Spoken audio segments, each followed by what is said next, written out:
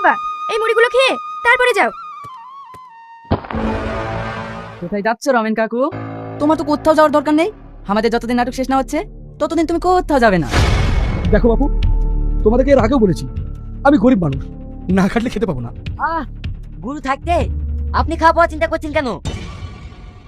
এই নিন, এটা রাখুন। কি এবার খাওয়া পড়ার চিন্তা গেল তো?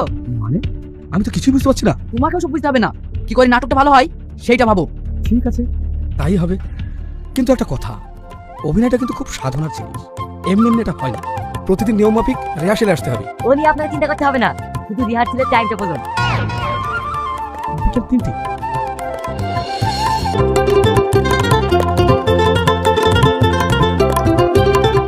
এই বাবু, কোথায় যাচ্ছিস? মানে একটু বাথরুম যাবো ভাই। বাবা, এর মধ্যেই বাথরুম পেয়ে গেল। পাবে না, চেহারা দেখে তো মনে হচ্ছে গুরুর সঙ্গে বাঙালিতে এসছে, কিন্তু গুরুকে দেখি না, হয়ে গেছে।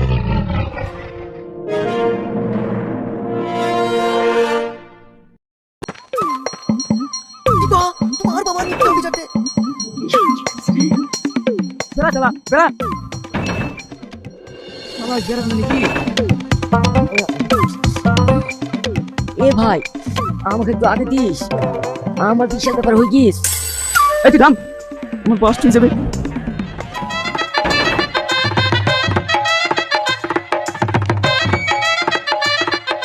যাই ভাই।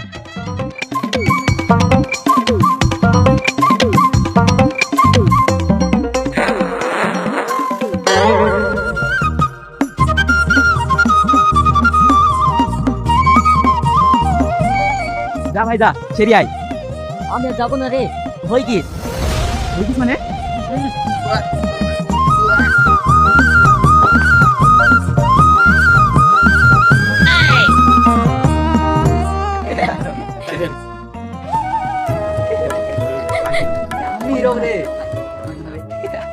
কি রে, স্যার আসবে না নাকি?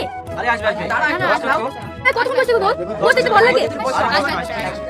ওই তো স্যার চলে এসে। সবাই এসে গেছিস? তাহলে নাটক না করে ছাড়বি না। দেখো, তোমরা এখানে সবাই অভিনয় করতে এসেছো, তাই কে কোন চরিত্রে অভিনয় করবে তা সেট করার জন্য একটা ছোট্ট পরীক্ষা দিতে হবে। তোমরা সবাই রাজি তো? তাহলে আপনি কিভাবে পরীক্ষা করবেন করুন। ফাইন, তুমি সামনে এসে দাঁড়াও তো। শ্রাবণী, তুমি এসো। হ্যালো বন্ধুরা, তো ভিডিওটা আজকে কেমন লাগলো, এর নেক্সট এপিসোড দেখার জন্য চ্যানেলটিকে সাবস্ক্রাইব করুন এবং এইভাবে সাপোর্ট করে চ্যানেলটাকে আরও এগিয়ে নিয়ে চলুন, এটাই আপনাদের কাছে কাম্য করি এবং ধন্যবাদ।